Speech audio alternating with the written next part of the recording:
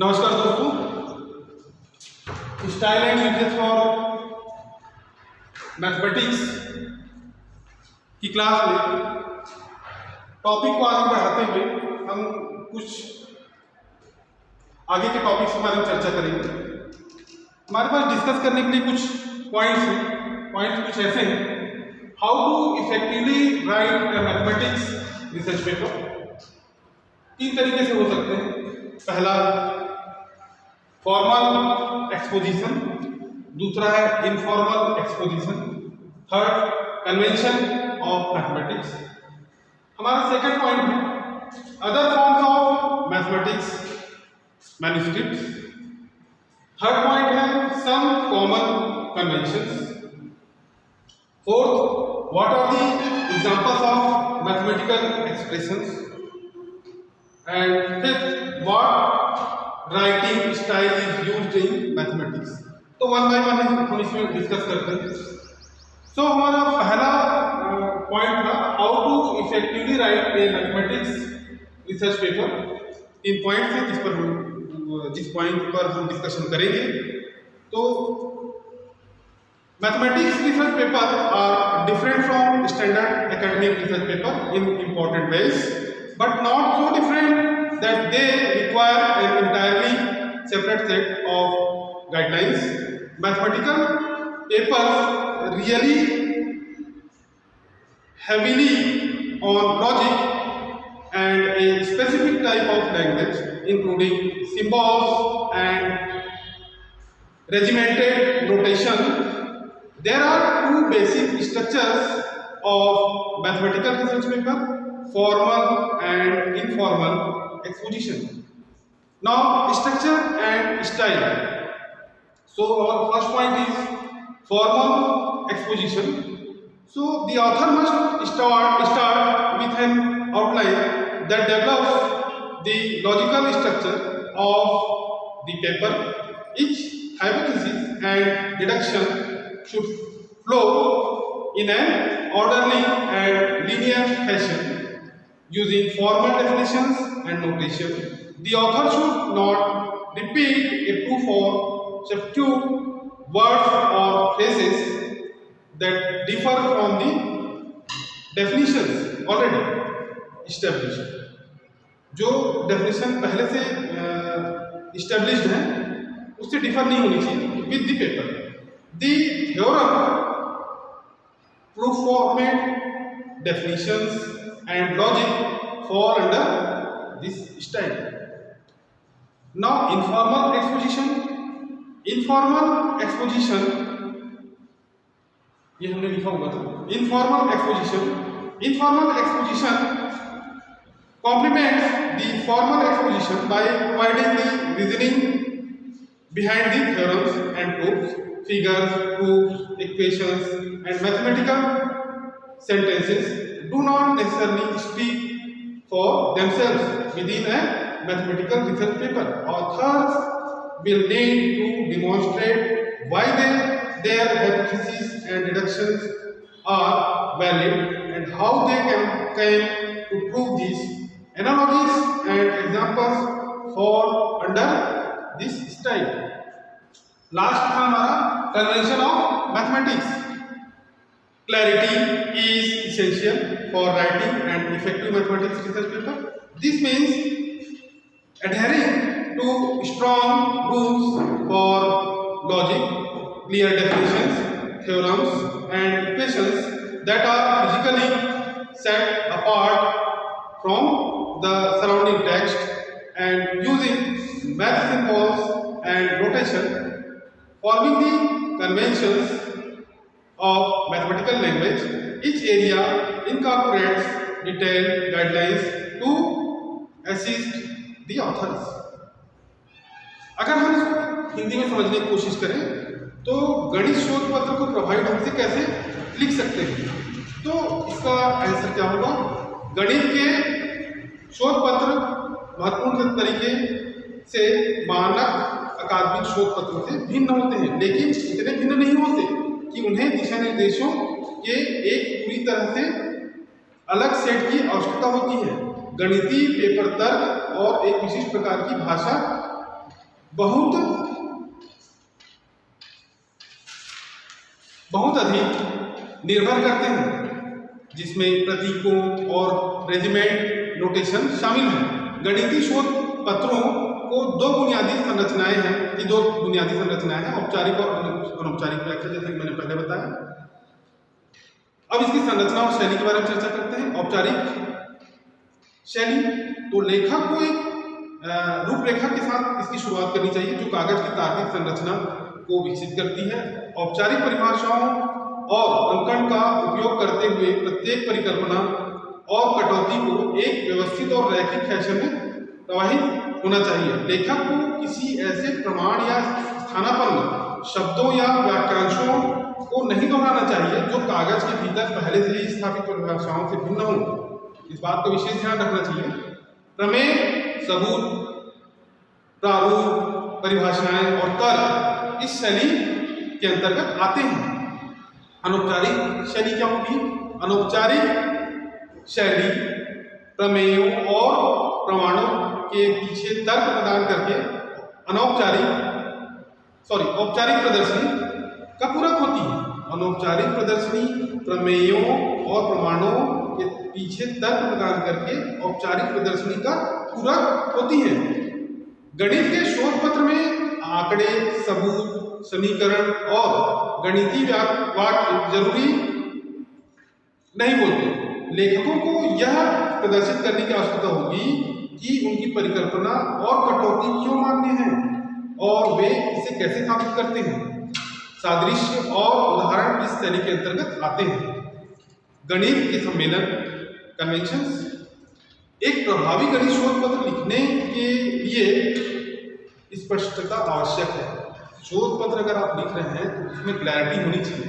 इसका अर्थ यह है कि तर्क के मजबूत नियमों, स्पष्ट परिभाषाओं, प्रमेयों और समीकरणों का पालन करना जो भौतिक रूप से आसपास के पाठ से अलग है, और गणितीय भाषा के सम्मेलनों के बाद गणित के प्रतीकों और संकेतनों का उपयोग करना है। प्रत्येक क्षेत्र में लेखकों की सहायता के लिए विस्तृत दिशा निर्देश शामिल है। Now other forms of mathematical manuscript, तो इसके लिए हम चर्चा करेंगे।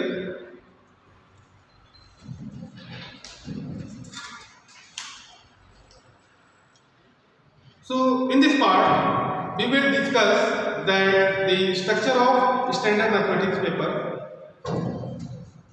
different forms of mathematics manuscripts and indexing, mathematics subject classification. A standard mathematics paper contains many of the elements of a typical academic article, such as an abstract, an introduction and reference section. In addition to these elements, mathematics paper may contain theorems, mathematical definitions and other similar constructs. While there are no specific guidelines for these later items, there are suggested formatting style. It is recommended that the names of the theorem, corollaries, lemmas, prepositions, axioms and definitions be placed in bold-faced style. ये जो part है, ये हमको जो paper manuscript में कौन से part को कैसे लिखा जाता है उसके बारे में बता रहा है। ठीक है। The body of the text of these items may be placed in italics in order to distinguish them from the bulk of the text. मतलब bulk of जो text है उससे कुछ अलग रखने के लिए ऐसा किया जाता है। Bulk of the text of the article. The aforementioned items, पूर्वकथित सामग्री, should be placed within their own paragraphs, remarks, examples, cases, problems and other mathematical constructs should also be placed in their own paragraphs. The headings of these items should be italicized, but the body of their text should be the same as the text in the main body of the article. Leading spaces may be placed above the below theorems, corollaries, lemmas, and prepositions. No leading spaces should be placed above or below axioms, definitions, examples, cases, problems, or other mathematical constructs. This section discusses alphabets used in mathematical expression. For instance, abbreviations of several common mathematical functions and operators are placed in Roman form. अगर हम इसको हिंदी में समझने की कोशिश करें तो गणित की पांडुलिपियों के अन्य रूप क्या क्या हो सकते हैं? गणितीय व्यंजक, गणितीय व्यंजकों के प्रयुक्त अक्षर, कोष्ठक, सीमाएं, भिन्न, गुणन या गुणा कह सकते हैं, सदिश, टेंसर, ये इनके बारे में हम थोड़ा सा मतलब इनको कैसे डिनोट करेंगे एक मैथमेटिकल मैनिपुलेटर में, इसके बारे में हम इसमें चर्चा करेंगे। इस भाग में हम चर्चा करेंगे कि एक मानक गणित के पेपर की संरचना, गणित की पांडुलिपियों के विभिन्न रूपों और अनुक्रमण गणित विषय वर्गीकरण के बारे में चर्चा करते हैं। एक मानक गणित के पेपर में एक विशिष्ट शैक्षणिक लेख के कई तत्व होते हैं, जैसे कि एक सार, एक परिचय, संदर्भ, अनुभाग। इन तत्वों के अलावा गणित के पेपर में प्रमेय, गणितीय परिभाषाएं और अन्य सामग्री निर्माण शामिल हो सकते हैं। हालांकि इन बात की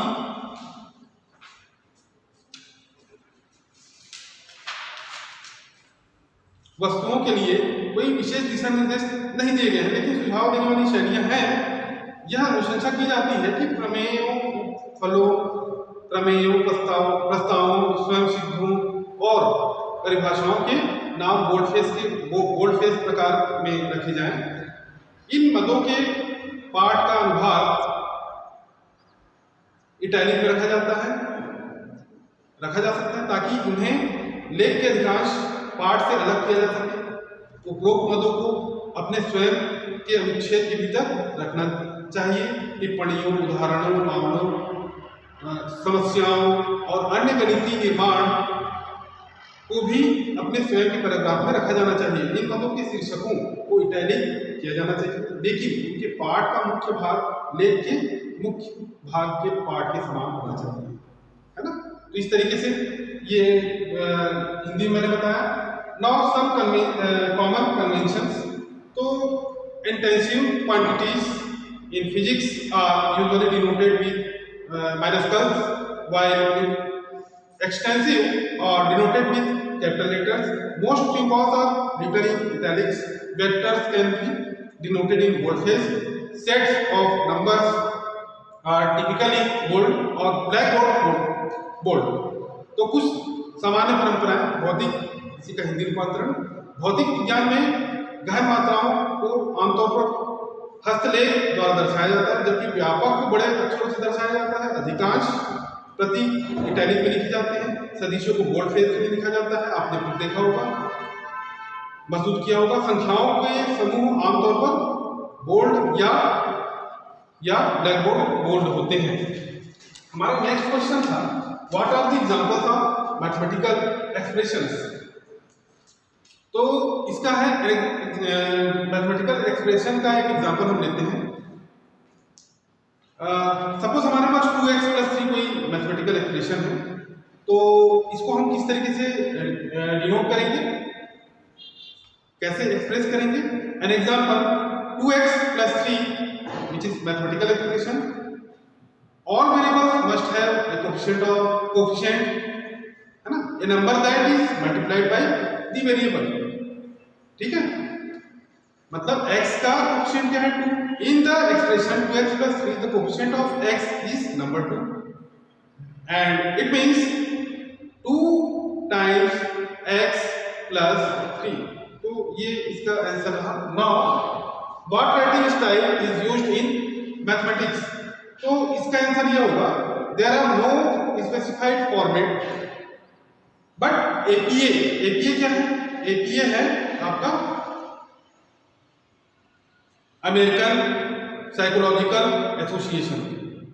There are no specified format but APA is generally used for scientific work.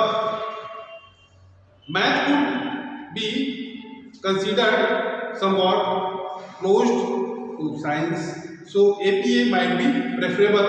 However, you want penalized for using MLA. मतलब अगर हम इसका हिंदी में रूपांतरण करें इसे, तो गणित में किस लेखन शैली का प्रयोग किया जाता है, हमारा सवाल है। तो इसका कोई निर्दिष्ट प्रारूप नहीं है, लेकिन आमतौर पर वैज्ञानिक कार्यों के लिए APA का प्रयोग किया जाता है, जिसको कि मैंने अमेरिकन साइकोलॉजिकल एसोसिएशन कहा, फुल फॉर्म इसको किया जाता है। गणित को कुछ हद तक विज्ञान के करीब माना जा सकता है, इसलिए APA